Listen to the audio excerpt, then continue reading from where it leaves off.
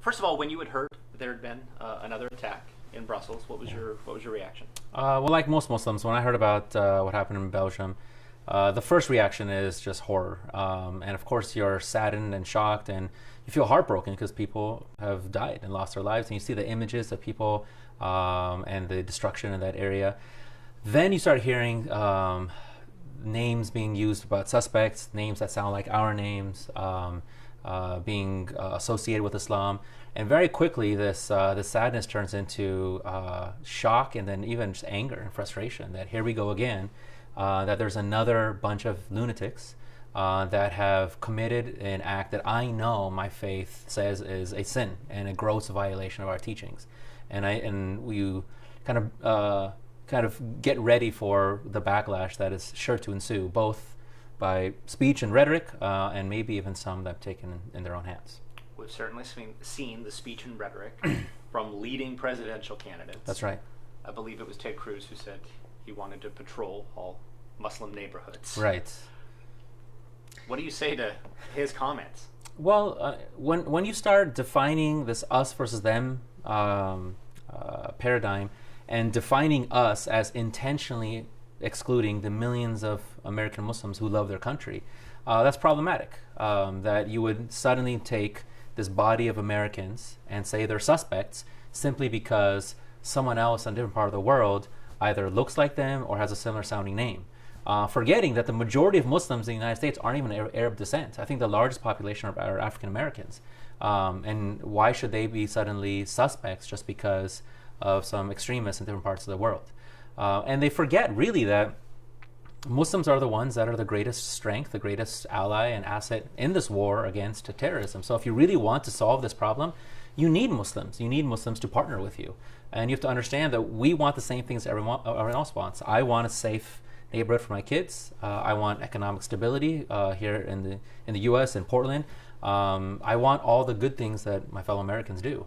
And so when people start defining Muslims as being non-American effectively, that's problematic. And a leader, especially someone who's vying for the presidency of the United States, should be someone who unites Americans. It's the United States of America, not the divided states of America. There are a lot of people then who also support these candidates too. So how do you bridge that gap? Yeah, I mean, for me, the most unsettling thing is not necessarily what Mr. Cruz and Mr. Trump are saying. It's the fact that there are millions of people that are flocking towards this message.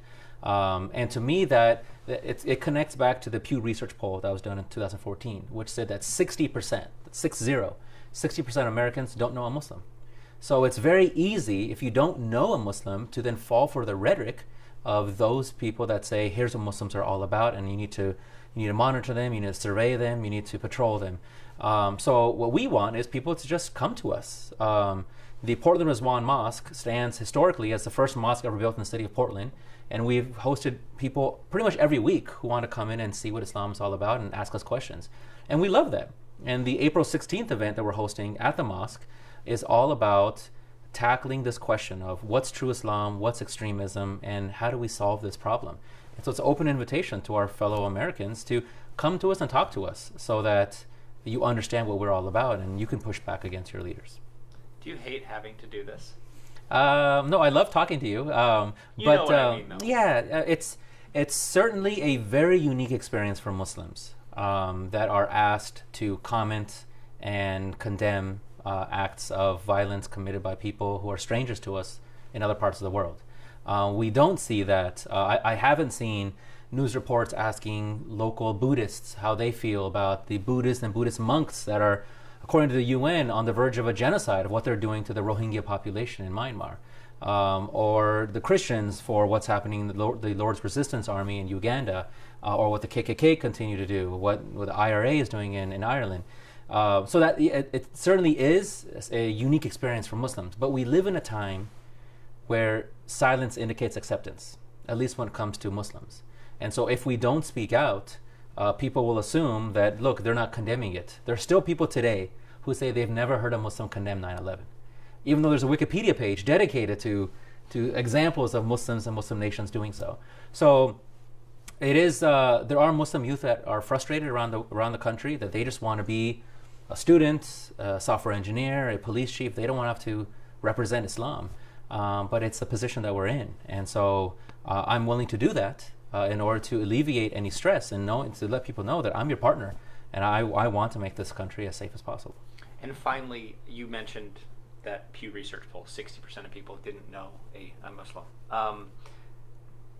What do you think is behind the rhetoric and the language? Is it fear? Is it ignorance? Is it racism? Is it a combination of everything?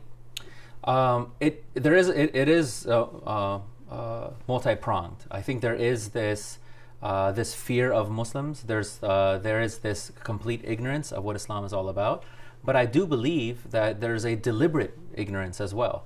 When people who are in positions of leadership, they usually know their weaknesses. They'll know what they don't know, and then they'll rectify that. But this is the difference these days when you have leaders like Mr. Trump, Mr. Cruz, previously Newt Gingrich, you have Billy Graham, you have Pat Robertson, all these people that have influence that are espousing some pretty despicable rhetoric about Muslims. And for me, it seems like it comes down to a deliberate ignorance, perhaps still caught up in this silliness of religious competition, of trying to prove that one's religion is better than another by minimizing the other religion. And I think that should stop. I'm not intent on people converting to Islam or somehow giving us greater numbers. I'm just intent on people living in peace with one another and at least understanding who we are. And so I think that plus the ignorance really is what's driving this push for making Muslims the boogeyman. Is there anything else you want to say, Harris? No, I mean, I think we covered a lot. Not that this should be treated as an advertisement, but I would love to get the word out about that event. You know, it's great for people to hear me talk on news, but I like the dialogue versus a monologue. And so if there is any way for people to know that we truly want them to come to the mosque anytime they want, or on the April 16th event, we make ourselves available. And they could go to portlandmuslims.com, find out all about us, and just engage in a dialogue, because we're not hiding. We're here to talk.